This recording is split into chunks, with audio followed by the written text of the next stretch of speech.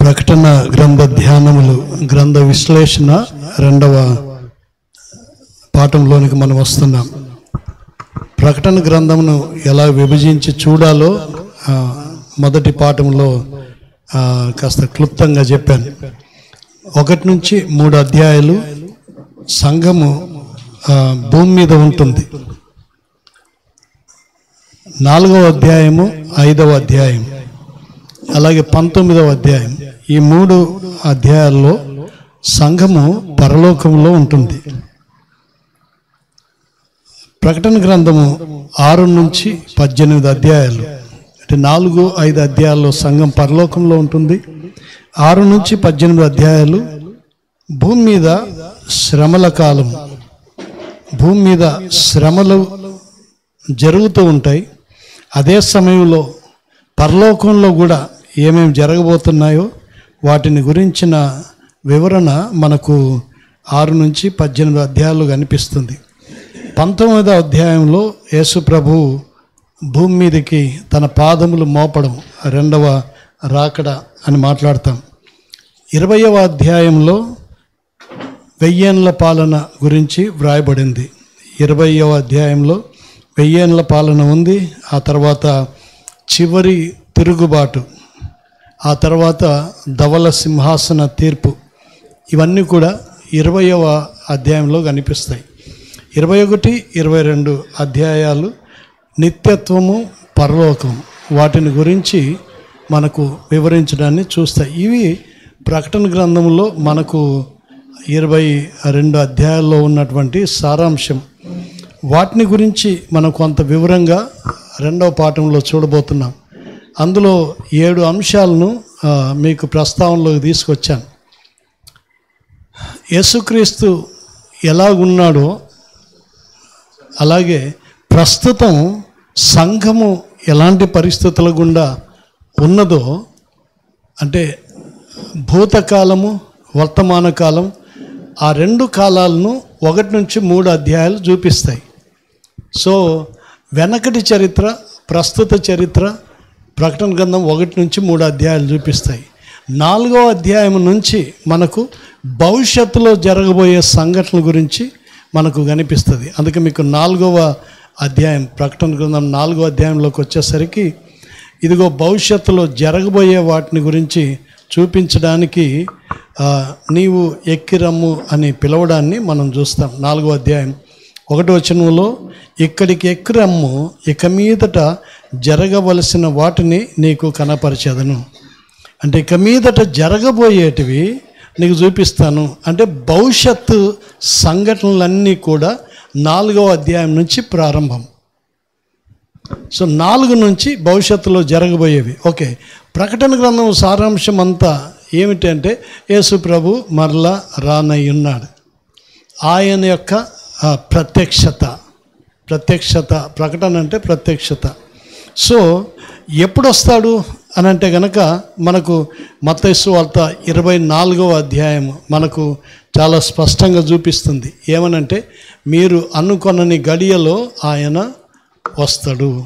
So మీరు సిద్ధముగా ఉండండి. మత్తయి సువార్త 24వ అధ్యాయము 44వ వచనంలో, మీరు అనుకొనని గడియలో ఆయన వస్తాడు. ఎప్పుడు వస్తాడని అంటే ఈ ఈవెంట్స్ అన్నీ జరగాలి. అది మనకు మత్తయి సువార్త 24వ అధ్యాయంలో కనిపిస్తుంది. సరే, యేసుప్రభు ఎందుకు రావాలి? మరలా వస్తున్నాడు అని చెప్తున్నాం. ఎందుకు రావాలి? మొదటిసారి వచ్చినప్పుడు ఎందుకోసం వచ్చాడంటే మన కారణం అర్థమైపోయింది, అది చరిత్ర కాబట్టి.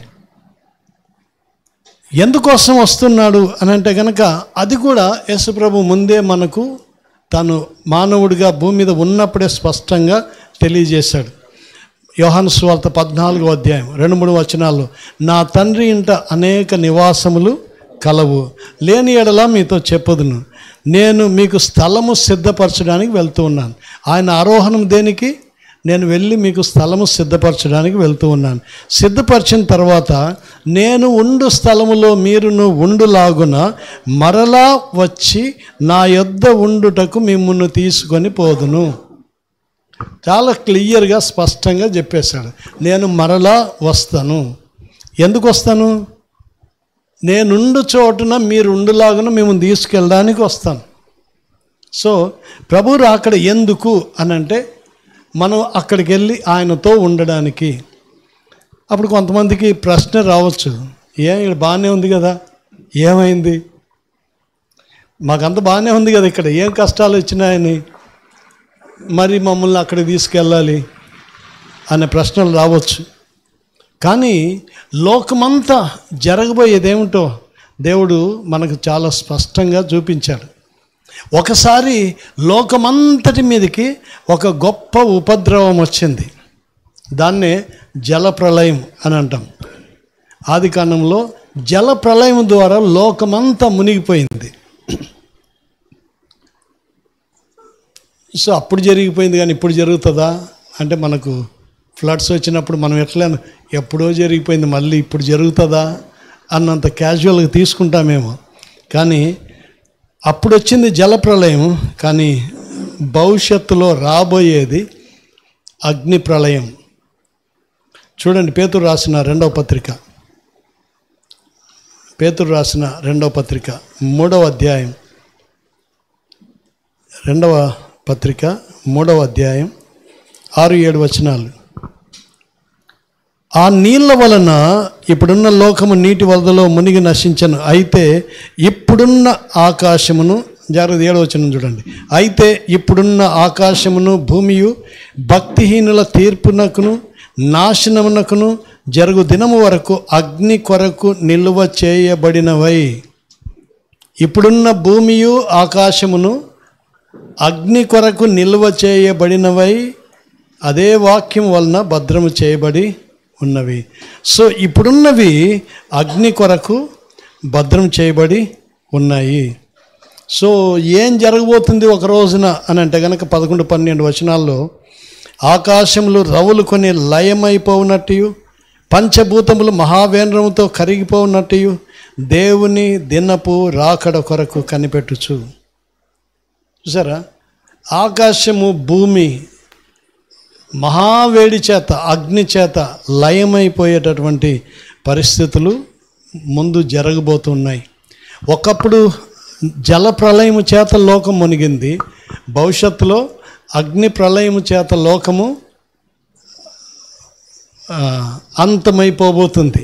ఓకే, కాబట్టి అది అలాంటి నాశనమునకు తీర్పునకు లోనయ్యేటటువంటి ఈ లోకములో ఉన్నటువంటి తన వారిని భద్రపరచడానికి ప్రభువైన యేసుక్రీస్తు ఏం చేయబోతున్నాడంటే తన సంఘమును ఏం చేస్తున్నాడు? తీసుకొని పోతున్నాడు. దీన్నే సంఘము ఎత్తబడుట అని ఒక భాగంలో చూస్తాము. 2 భాగాలుగా దీన్ని చూడాలి. సో యేసు ప్రభు రాకడ 2 భాగాలుగా అని చూడాలి అని ఎందుకు అంటున్నామంటే, అపొస్తలుడైన పౌలు కొరింథీయులకు రాసిన మొదటి పత్రిక 15వ అధ్యాయం,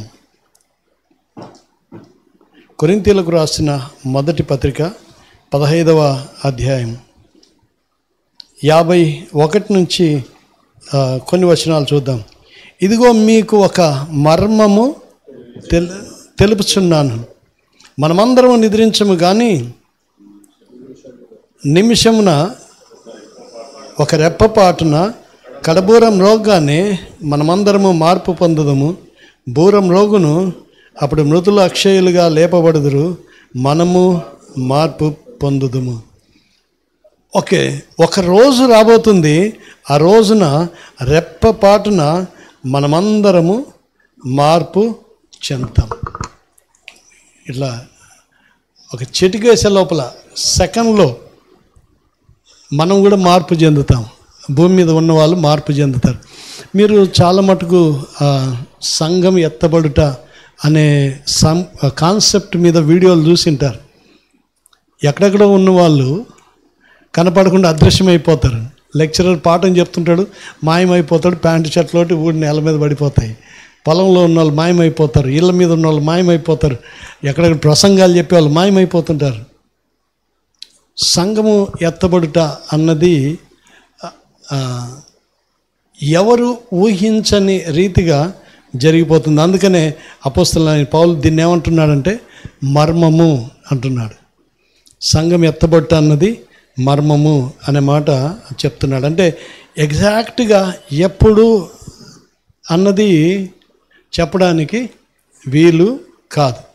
ఓకే, సంఘం ఎత్తబడుట యేసుక్రీస్తు యొక్క రెండవ రాకడ రెండు ఒకటేనా?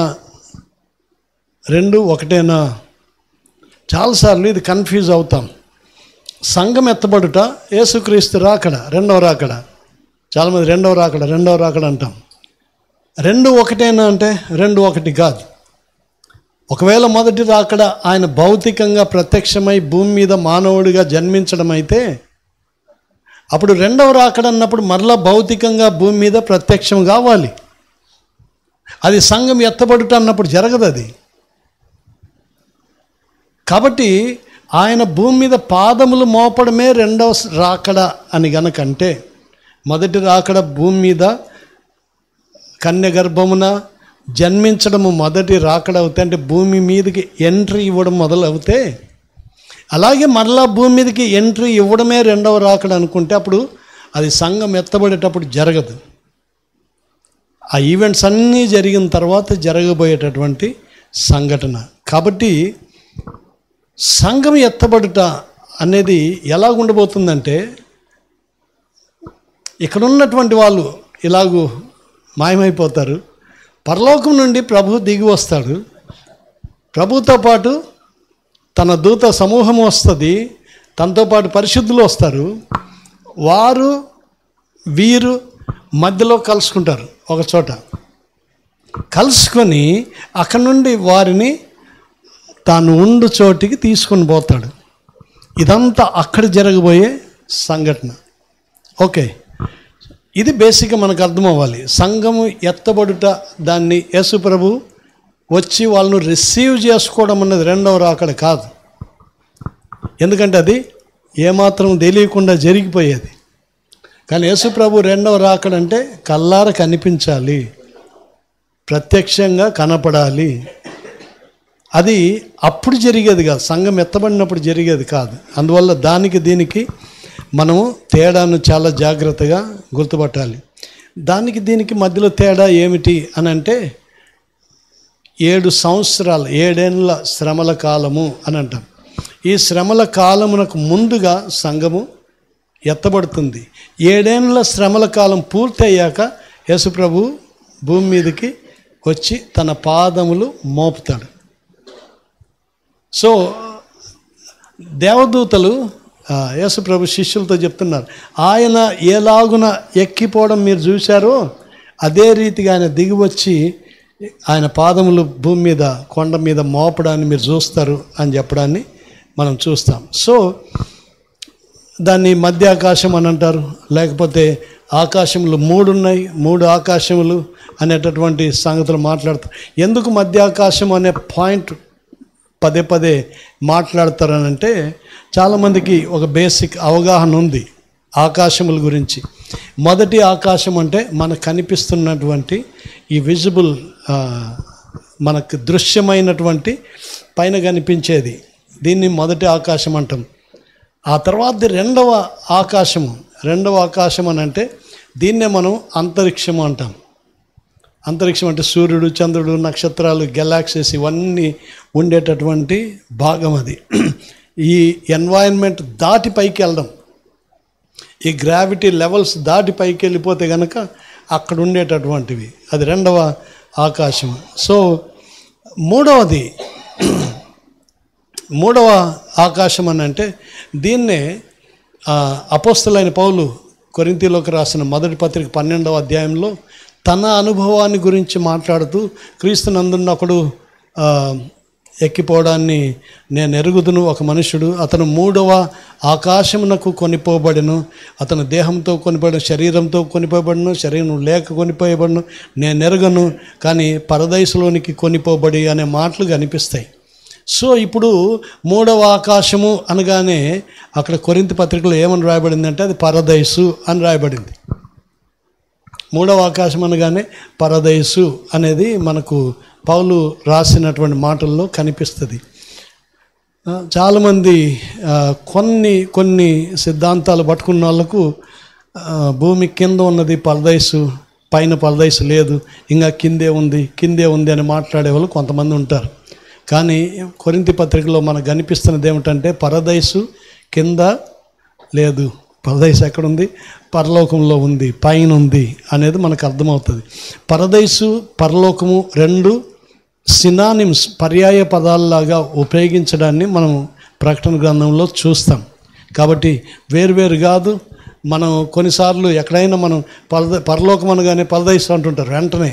ఆ ఏ బ్రాండో మీకు అందరికీ తెలుసు ఆ పదం వాడేవాళ్ళు. సో సంఘము ఎత్తబడుతుంది, మధ్యాకాశం అని ఎందుకు వాడుతున్నామని చెప్పడానికి ఆ పాయింట్ చెప్తున్నాను. ఇప్పుడు అన్నిటికంటే ప్రాముఖ్యమైనటువంటి ప్రశ్నలోకి రావాలి. ఇప్పుడు సంఘము, ఎవరికైనా క్వశ్చన్స్ ఉన్నాయా ఏమైనా? అదే చెప్తున్నాను, రెండు ఒకటే, రెండు పర్యాయ పదాలలాగా ఉపయోగించబడ్డాయి ప్రకటన గ్రంథంలో చెప్తున్నాను. సో అది సంఘం ఎత్తబడుతుంది, మధ్యాకాశం అనే పదం ఎందుకు అన్నది మనం వివరణ చెప్తున్నాం. అయితే ఈ సంఘం ఎత్తబడి అక్కడ ఎంతకాలం ఉంటుందంటే 7 సంవత్సరాలు అన్నది కూడా మనం క్లియర్గా చెప్పాం. ఎప్పుడు సంఘం ఎత్తబడుతుంది అంటే 7 ఏళ్ళ శ్రమల కాలానికి ముందుగా అని చెప్తున్నాం. ముందుగా అని చెప్పగానే కొంతమంది దీన్ని వ్యతిరేకించే వాళ్ళు కూడా ఉన్నారు.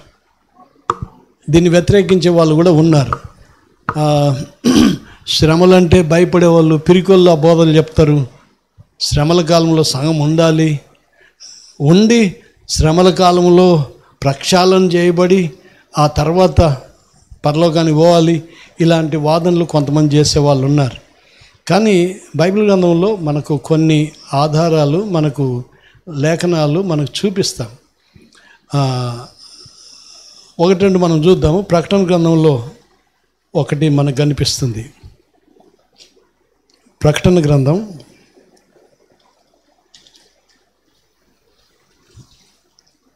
3వ అధ్యాయం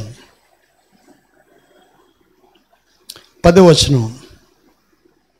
నీవు నా ఓర్పు విషయమైన వాక్యము గైకొంటివి గనక భూనివాసులను శోధించుటకు లోకమంతటికి రాబోవు శోధన కాలములో నేను నిన్ను కాపాడే. లోకమంతటికి రాబోయేటటువంటి శోధన కాలము, పరీక్ష సమయము, శ్రమల కాలము అని చెప్పచ్చు. లోకమంతటికి రాబోయే శ్రమల కాలములో నేను నిన్ను కాపాడుతాను అనే మాట చూస్తాం. ఇది ఒకటి మనకు. రెండవది, దేవుడు మనల్ని ఉగ్రత కొరకు నియమించలేదు అనేది పేతురు భక్తుడు రాస్తాడు. సో మనము శ్రమలు వస్తాయి కానీ దేవుడు ఉగ్రత కొరకు నియమించలేదు. ఎందుకంటే ఆ 7 ఏళ్ళ శ్రమలు ఏ స్థాయిలో ఉంటాయో మనం ఆ వర్ణనలోకి వెళ్ళినప్పుడు అర్థమవుతాయి. అలాంటి వాటి గుండా వెళ్ళడానికి మనము పిలవబడలేదు అనేది చాలా జాగ్రత్తగా మనము గమనించాలి. సో లోకమంతటి మీదకి వచ్చేటటువంటి శ్రమల కాలములో నేను మిమ్మును అక్కడి నుంచి తప్పిస్తాను అన్నది దేవుని వాగ్దానముగా మనకు కనిపిస్తుంది. సంఘము ఇలాగున భూమి మీద నుంచి పరలోకానికి కొనిపోబడుతుంది, లేదా మధ్యాకాశానికి తీసుకొని పోబడుతుంది. అక్కడ తీసుకొని పోబడినటువంటి సంఘము ఎత్తబడుట, ర్యాప్చర్, దీన్ని ఎలా చూడాలి అని అంటే, ఎత్తబడు సంఘము ఒక డినామినేషన్కి సంబంధించింది కాదు. చాలా క్లియర్. కొంతమంది ఏమంటారంటే మా సంఘమే పరలోకం పోతుంది, మేము మాత్రమే పరలోకంలో ఉంటామని అదేదో గుత్తదారులాగా మాట్లాడిస్తుంటారు. పరలోకంలో ఏ డినామినేషన్ ఉండదు. అండర్లైన్ చేయండి మాట. పరలోకం డినామినేషన్ల కోసం కాదు. ఓకే, ఎందుకన్నది ఇంకొంచెం వివరణ ముందుకు పోతే మనకు అర్థమవుతుంది. పరలోకంలో ఏ డినామినేషన్ ఉండదు. ఎవరన్నా చర్చ్ పెట్టుకుని పేరు పెట్టుకోవడానికి కూడా అక్కడ అవకాశము లేదు. అక్కడ ఏ దేవాలయం ఉండదు. చాలా క్లియర్గా మనకు కనిపిస్తుంది. సంఘం ఎత్తబడుట డినామినేషన్కి సంబంధించింది కాదు. రెండవది, సంఘం ఎత్తబడుట అన్నది ఒక చర్చిలో ఉన్నటువంటి అందరికీ సంబంధించింది కూడా కాదు. బాప్తిసం తీసుకున్న వాళ్ళందరికీ సంబంధించింది కూడా కాదు. ఇప్పుడు సంఘంలో, మన సంఘంలో దాదాపుగా ఒక 500 మంది బాప్తిసం తీసుకున్నారని అనుకుందాం. 500 మంది బాప్తిసం తీసుకున్నారు కాబట్టి అందరూ పరలోకానికి పోతారు అనే గ్యారెంటీ ఏమీ లేదు. బాప్తిసం తీసుకున్న వాళ్ళు ఒక యూనిట్ లాగా వీళ్ళందరూ ఇట్లనే జుప్మని వెళ్ళిపోతారు అనేది లేదు. ఎత్తబడుట అన్నది గ్రూపుగా ఎప్పుడు జరగదు. మొదటిది డినామినేషన్గా జరగదు. రెండవది గ్రూపుగా జరగదు. సంఘంలో ఉన్న వాళ్ళంతా ప్యాకేజ్ లాగా యెరూషలేము యాత్రకు అందరూ కలిసిపోయినట్లుగా అలాగో గ్రూప్ లాగా ప్యాకేజ్ లాగా జరగదు. అందువల్ల మనం అందరం కలిసిపోతాంలే, ఏం పర్లేదులే అని చెప్పుకోవడానికి కూడా ఆస్కారం లేదు. నేను కలిసిపోతానులే, ఏం పర్లేదులే అని ఎవరికొరు ఇట్లా చెప్పుకోవడానికి కూడా ఆస్కారం లేదు. ఫైనల్గా మూడవది, సంఘము ఎత్తబడుట అంటే ఇట్ ఈజ్ ప్యూర్లీ ఇండివిజువల్. ఇది కేవలము వ్యక్తిగతముగా జరిగేటటువంటి సంఘటన. అంటే నీవు దేవుని వాక్యమును ఎరిగి దేవుని వాక్యానుసారమైన రక్షణ అనుభవం కలిగి ఉండి లోకంలో విశ్వాసిగా జీవిస్తూ ఉన్నప్పుడు ఎత్తబడు సంఘములో నీవు ఉంటావు. అంతే, యాజ్ సింపుల్ యాజ్ దట్. ఎత్తబడుట అన్నది వ్యక్తిగతమైన అనుభవం. నీవెవరిని వెంట తీసుకొని పోలేవు, ఎవరిని నువ్వు రికమెండ్ చేయలేవు, ఎవరిని పట్టుకొని అతుక్కొని కలిసిపోలేవు. అలాగెప్పుడు జరగదు. అందుకనే మనకు సందర్భాలు మీరు గమనిస్తే ఒకే మంచం మీద ఇద్దరు పడుకొని ఉంటారు. ఒకరు అక్కడే పడుకొని ఉంటారు, ఇంకొకరు ఎత్తబడతారు. రోకలు ఇద్దరు తిప్పుతుంటారు, ఒకరు తిప్పుతుంటారు, ఇంకొకరు మాయమైపోతారు. సో ఇలాంటి ఉదాహరణలు మీకు చాలా కనిపిస్తాయి. పక్కపక్కలే ఉన్నంత మాత్రాన, ఒకే చర్చిలో ఉన్నంత మాత్రాన, ఒకే డినామినేషన్లో ఉన్నంత మాత్రాన మనం ఎత్తబడు సంఘంలో అర్హత పొందినామని చెప్పడానికి వీలు లేదు. మరొక ప్రశ్న ఏమిటంటే, చాలామందికి ఒక అపోహ ఉంటుంది. ఏమిటంటే, యేసుప్రభుని నమ్మాను, బాప్తిజం పొందాను కదా, నేను పరలోకం పోతానులే అనే ఒక చాలా బలమైన నమ్మకం ఉంటుంది. కానీ చాలా చాలా జాగ్రత్తగా ఆలోచించవలసిన విషయం ఏమిటంటే, మత్తయి సువార్త 6వ అధ్యాయంలో ప్రభువా నీ నామమున దయ్యములు వెళ్ళగొట్టలేదా, అద్భుతములు చేయలేదా, సూచక్రియలు చేయలేదా, ఏంటయ్యా మాకు పరలోకంలో ఎంట్రీ లేదంటవా అంటే యేసుప్రభు ఏమన్నాడు? మీరెవరో అక్రమము చేయవారులారా, మీరెవరో నేను అద్భుతాలు చేసిండొచ్చు, మీటింగ్లు పెట్టిండొచ్చు, ప్రసంగాలు చేసిండొచ్చు, ఎంతోమందికి బాప్తిస్మాలు ఇచ్చిండొచ్చు, పెళ్ళిళ్ళు చేసిండొచ్చు, మతాచారాలు ఎన్నైనా చేసిండొచ్చు. ఇవేవి కూడా పరలోకానికి లేదా ఎత్తబడి సంఘంలో ఉండడానికి అర్హతను ఇవ్వవు. మరి ఇంత కష్టపడ్డాను కదా, ఇంత స్వార్థ సేవ చేశాను కదా, ఇన్ని మీటింగ్లు, ఇన్ని స్టేజ్ మీద ప్రార్థనలు, ప్రసంగాలంటే ఇవేవి కౌంట్లోకి రావు. ఇవేవి కౌంట్లోకి రావు. కౌంట్లోకి వచ్చేది ఏమిటంటే, నీకు నిజమైన రక్షణ అనుభవం ఉందా? నీవు క్రియల్లో బలహీనుడు అయితే ఆ క్రియలకు తగినట్లుగా మనం 2వ పాఠంలోకి వెళ్ళినప్పుడు అది చూస్తాం. తీర్పులో ఏం జరగబోతుంది అన్నది మనం చూస్తాం. సో అన్నిటికంటే ముఖ్యంగా పరలోక ప్రవేశానికి నీకు నిజమైన రక్షణ అనుభవం ఉందా? పునాది సరిగా లేకపోతే సూపర్ స్ట్రక్చర్ ఎన్ని ఫ్లోర్లు లేపుకున్నా కానీ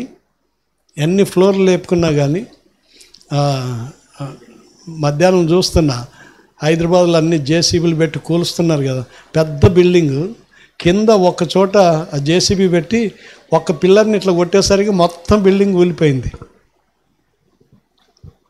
పునాది సరిగా లేకపోతే, రక్షణ అనుభవం సరిగా లేకపోతే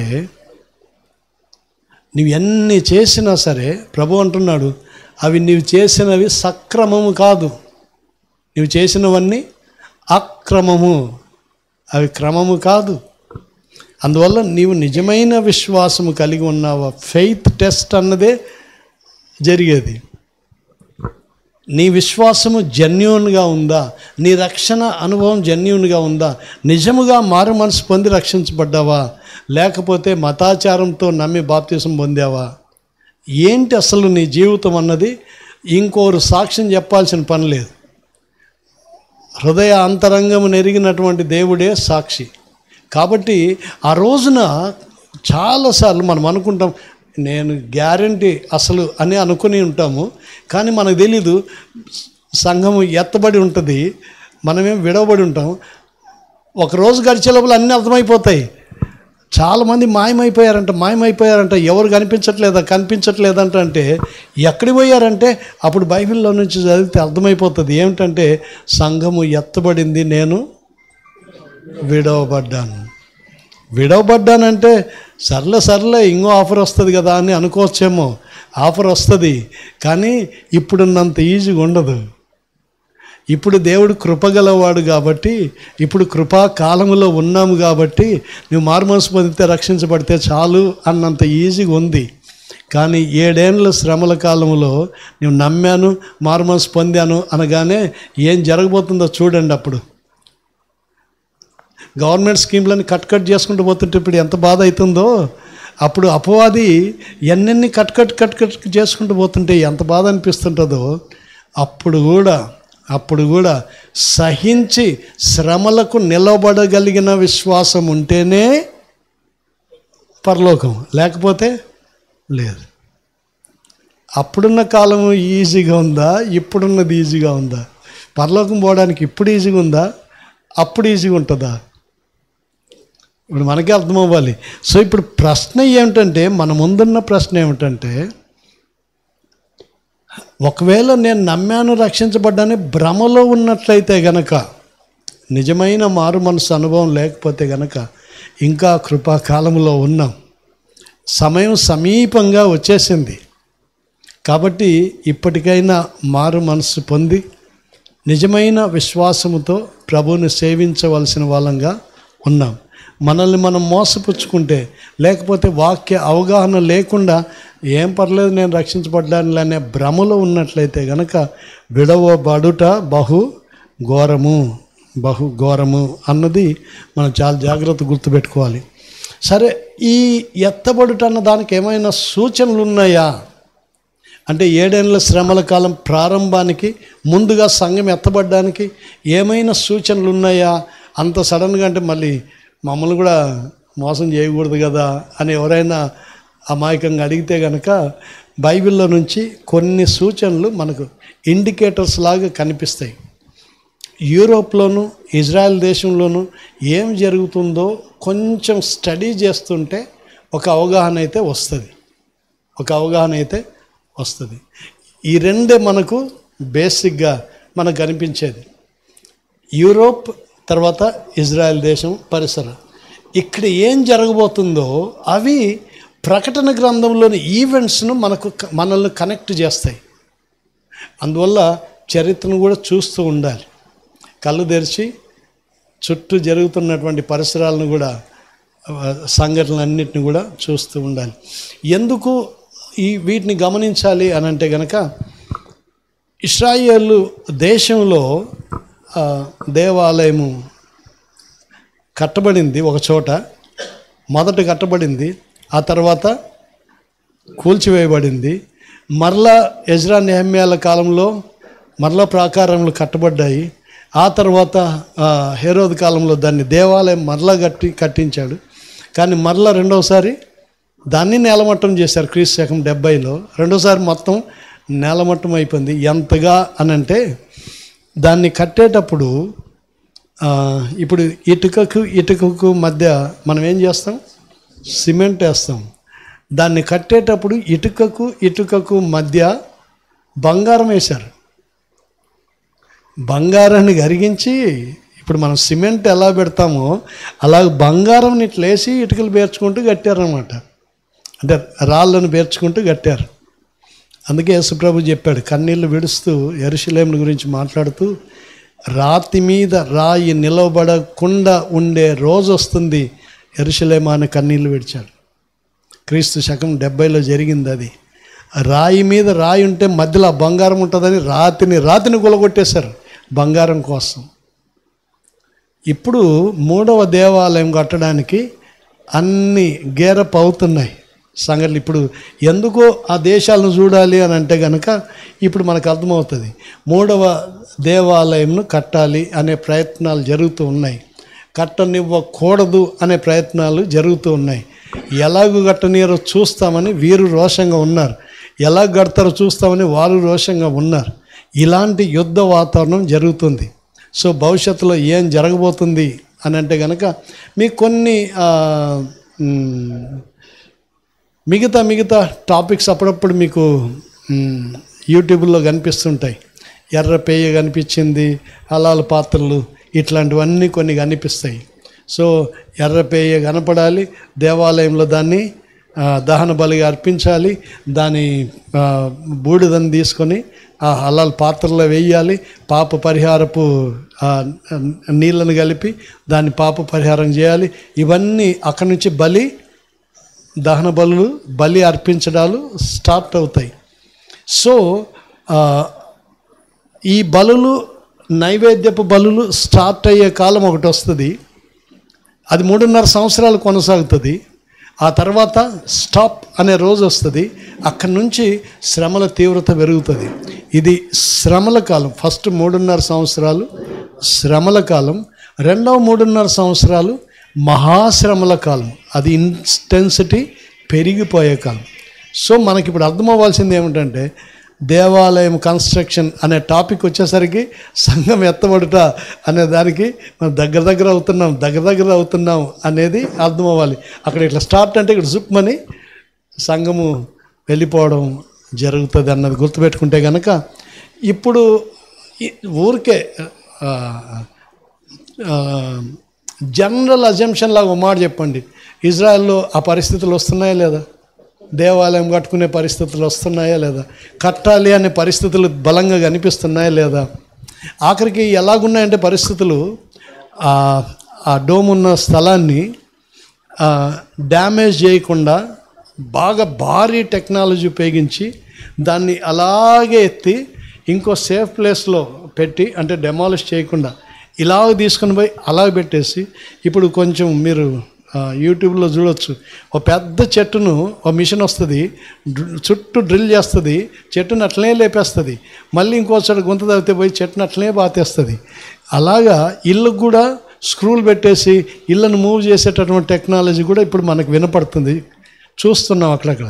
సో దాన్ని అంత భద్రంగా తీసుకెళ్ళి అక్కడ పెట్టే గనక వాళ్ళు ఒప్పుకుంటే ఇక్కడ మరలా దేవాలయం కట్టవచ్చు అనే ఆలోచనలు కూడా ఉన్నాయి. సో అవి ఎటు వెళ్తాయో మనకు తెలియదు. కానీ చరిత్ర గమనిస్తూ ఉంటే యూరోప్, ఇజ్రాయెల్ ఈ ప్రాంతాల సంఘటనలు అప్పుడప్పుడు గమనిస్తూ ఉంటే చరిత్ర ఎటువైపు తీసుకెళ్తుంది, మనం ఎటువైపు వెళ్ళబోతున్నాము అన్నది కొంచెం అవగాహన వస్తుంది. ఇవి తీవ్రమవుతున్నాయంటే అర్థం ఏంటి? ఈ సంగతులు తీవ్రమవుతున్నాయంటే అర్థం ఏంటి? మన విడుదల సమీపమైంది, మనం వెళ్ళిపోవడానికి సమీపమైంది అని గుర్తుపెట్టుకోవాలి. We are ready to move. అది ఎప్పుడో తెలియదు, ఏ క్షణమో తెలియదు. కాబట్టి ఇప్పుడు మనందరికీ ఒక ప్రశ్న, ఇప్పుడు సడన్గా రేపే అక్కడ గవర్నమెంట్ ప్రకటన చేసింది అనుకోండి, ఇప్పుడు రెడీగా ఉన్నామా పోవడానికి? రెడీగా ఉన్నామా? అబ్బాబ్బాబ్బా ఎంత తొందరనా సార్, కొంచెం ఆగు సార్, ఇంకా కొన్ని పెళ్ళిళ్ళు చేసుకునేది ఉంది, ఇంకా ఫంక్షన్లు చేసుకునేది ఉంది, బిర్యానీ ఉంది సార్. ఇవేవి పని చేయవు. నీవు ఆలస్యం చేసావా, ట్రైన్ నీకోసం ఆగదు, రాకడ నీకోసం ఆగదు. కాబట్టి మార్పు చెందని వారికి ఇదొక హెచ్చరిక. ఎత్తబడి సంఘంలో వ్యక్తిగతంగా నీ ఉండడం ఎంత అవసరమో, ఇప్పుడు మనం ఆదివారం మనం ఆత్మల సంపాదన అనే పాయింట్ గురించి మాట్లాడుతున్నాం. నేను ఉండడమే కాదు, నా వాళ్ళు కూడా ఉంటే ఎంత బాగుండనే ఆశ అయితే రావాలి కదా. మరి నా వాళ్ళు ఉండాలంటే వారు మారు మనసు పొందకపోతే, రక్షించబడకపోతే, వారు విడవబడితే, చాలా సింపుల్ ఇన్సిడెంట్ చెప్తాను మీకు. ఒక ఇల్లు అగ్ని ప్రమాదంలో ఉంది. ఇంట్లో అందరు ఉన్నారు. ఎవరో ఒకరు బయటికి లాగేశారు. ఇంట్లో మిగతా వాళ్ళందరూ ఉన్నారు. ఇప్పుడు మన ప్రాణం కొట్టుకుంటుందే లేదు వాళ్ళ కోసం. నేను బయటకు వచ్చేసాను, నేను సేఫ్ అని అనుకుంటామా? అనుకోము. వారు బయటికి రావాలని మన ప్రాణాలకు తెగించి వాళ్ళని ఎలాగైనా బయటికి లాగాలని ప్రయత్నం చేస్తామే. వద్దురా నాయన, డేంజర్, నువ్వు ఎలాగో బ్రతికావు, నీవు మాత్రం ఇక్కడ ఉన్నావు, సేఫ్, నువ్వు ఎక్కువ రిస్క్ తీసుకునొద్దు అన్నా కానీ మనం ఆగం. అలాంటప్పుడు మరి సంఘం ఎత్తబడి మనము వెళ్ళిపోతే, మిగతా వాళ్ళు విడబడితే, భూమి మీద ఈ భయంకరమైన అగ్ని వంటి శ్రమల్లో వారు విడవబడి ఇంత స్మూత్గా ఉన్న వాతావరణంలోనే వారు మారు మనసు పొందకపోతే, అక్కడ మారు మనసు పొందడం మాత్రమే కాదు, పొంది ఆ శ్రమల్లో కూడా విశ్వాసంను నిలబెట్టుకోవాలి. అప్పుడు మాత్రమే రక్షణ. ఇక్కడ విశ్వాసం ద్వారా రక్షణ. 7 ఏళ్ల శ్రమల కాలంలో విశ్వాసము ప్లస్ క్రియలు, లేకపోతే రక్షణ లేదు. ఇంత కఠినమైన కాలంలోకి చరిత్ర వెళ్ళబోతుంది కాబట్టి, దాటిపోతున్న మనకు విడవబడే వారి మీద భారం లేదా? పాతాళంలో ఉన్నటువంటి ధనవంతుడు భూమి మీద ఉన్న తన వాళ్ళ కోసం తప్పించాడే, మరి మన వాళ్ళు విడవబడితే ఎంత కష్టం. వైఫ్ అండ్ హస్బెండ్ కావచ్చు, పేరెంట్స్ చిల్డ్రన్ కావచ్చు, ఈ కంపారిజన్ ఎప్పుడు ఉంటుంది. ఒకవేళ వారు విడవబడితే నా ఆలోచన వస్తేనే గుండె వేగంగా కొట్టుకోవాలి. వీళ్ళకి ఎలాగైనా ప్రభు మార్గంలోకి నడిపించాలనే భారం రావాలి. ఓకే, మళ్ళా ఇది గాస్పల్ మెసేజ్ లాగా అయిపోతుంది, మనం సబ్జెక్టులోకి వెళ్ళాలి. సో ప్రకటన గ్రంథం 4వ అధ్యాయం జరగబో సంగతుల్లో మొట్టమొదటి సంఘటన ఏమిటి? సంఘము ఎత్తబడుట. తర్వాత 7 ఏళ్ల శ్రమల కాలంలో అది ఎలాగుండో చూడబోతున్నాం. సో ఫస్ట్ది సంఘం ఎత్తబడుతుంది. ఎవరన్నది చాలా స్పెసిఫిక్గా చూసాం. డినామినేషన్ కాదు, చర్చ్ గ్రూప్ కాదు, ఇది కేవలం వ్యక్తిగతమైనది. ఇండివిజువల్గా వారు ఎత్తబడతారు. ఇండివిజువల్గా ఎత్తబడిన వారందరూ ఒక చోట సమకూర్చబడతారు. ఎక్కడ? దాన్నే ఒకవేళ మధ్యాకాశం అనండి. మధ్యాకాశంలో అందరూ సమకూర్చబడతారు, సంఘం అవుతుంది. అది సంఘం. అది యేసుక్రీస్తు యొక్క వధువు. ఆ సంఘం కోసం వరుడు పరలోకం నుంచి దిగి వస్తాడు, వీళ్ళను తనతో పాటు ఉండడానికి తీసుకెళ్తాడు. వీళ్ళు అక్కడికి వెళ్ళిపోయారు. ఇప్పుడు భూమి మీద సంఘము లేదు.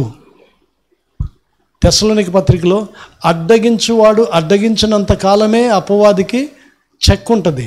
అడ్డగించువాడు తీసివేయబడిన తర్వాత వాడికి ఇక్కడ ఫుల్ ఫ్రీడమ్ వచ్చేస్తుంది అనే మాట తెస్సలోనిక పత్రికలో మనకు 2వ అధ్యాయంలో కనిపిస్తుంది. అడ్డగించువాడంటే ఎవరు? అడ్డగించువాడంటే పరిశుద్ధాత్ముడు. అపవాది కార్యములను అడ్డగించేవాడు, అపవాది దుర్గాలను కూల్చివేసే శక్తినిచ్చేవాడు పరిశుద్ధాత్ముడే. కాబట్టి పరిశుద్ధాత్ముడు భూమి మీద ఆపరేట్ చేస్తున్నంత కాలము సాతానికి ఎప్పుడూ చెక్ ఉంటుంది. కానీ సంఘం ఎత్తబడితే పరిశుద్ధాత్ముడికి ఇక్కడ పని లేదు. కాబట్టి పరిశుద్ధాత్ముడు కూడా సంఘాన్ని తన వెంట తీసుకొని వెళ్ళిపోతాడు.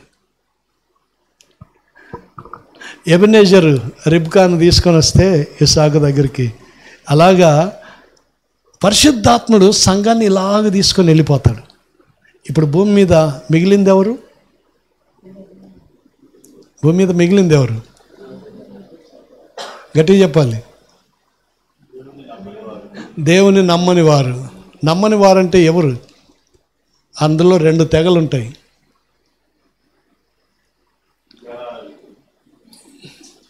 బైబిల్ చరిత్ర లైన్లో మాట్లాడే దేవుని నమ్మని వాళ్ళంటే 2 తెగలు. ఒకటి యూదులు, రెండవది అన్యజనాంగం. బైబిల్ భాషలోనే మనం మాట్లాడితే కనుక విడవబడిన వారు ఎవరంటే యూదులు, అన్యజనాంగం. వీరెవరంటే నమ్మని వారు. నమ్మని వారే, కానీ 2 తెగలు ఉన్నాయి అందులో యూదులు ఉన్నారు, అందులో అన్యులుగా ఉన్నవారు ఉన్నారు. ఓకే, వీళ్ళు భూమి మీద విడవబడ్డారు. ఇప్పుడు మన వాళ్ళందరూ కూడా యూదులు కాని వాళ్ళందరూ అన్య జనాంగం కిందకే వస్తారు. సో వీళ్ళు విడవబడ్డారు, వీళ్ళు 7 ఏళ్ళు ఇక్కడ ఉంటారు, సంఘమేమో 7 ఏళ్ళు అక్కడ ఉంటుంది. అక్కడికి ఉండాలా ఇక్కడ ఉండాలా అన్నది ఉన్న షార్ట్ టర్మ్లోనే మనం డిసైడ్ చేసుకోవాలి. ఓకే, అక్కడికి వెళ్ళిన తర్వాత ఏం జరుగుతుంది? విశ్వాసులైన వారికి ఏం జరుగుతుంది అని అంటే, విశ్వాసులైన వారికి తీర్పు జరుగుతుంది. ఇప్పుడు ప్రసాద్ సార్కు లాస్ట్ టైం అడిగారు ప్రశ్న, తీర్పు అంటే మళ్ళీ అక్కడి నుంచి గెంటేస్తారా అని. ఓకే, కొరింథీయులకు రాసిన 2వ పత్రిక 5వ అధ్యాయంలో ఈ తీర్పుని గురించి వ్రాయబడింది.